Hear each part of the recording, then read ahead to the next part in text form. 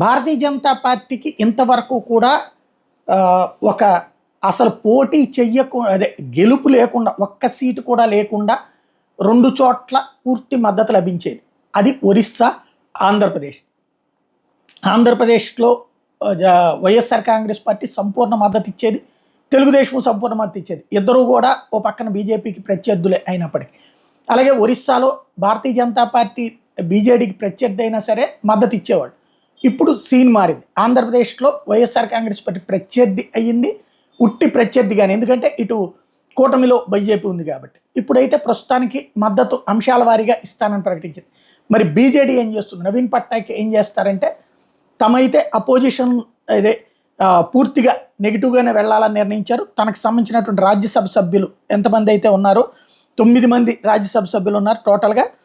వీళ్ళందరూ కూడా the Biju Janata Dal which Drew a blank in the Lok Sabha polls and lost power to the Bharatiya Janata Party in the Odisha Assembly polls has asked its Rajya Sabha MPs to be strong and effective opposition in Parliament and announced that it would also discontinue giving issue-based support to BJP-led National Democratic Alliance. ఇది తాజాగా తేలినటువంటి అంశం. టోటల్గా చూస్తే 9 మంది రాజ్యసభ సభ్యులు ఉన్నారు బిజు జనతా దళకి.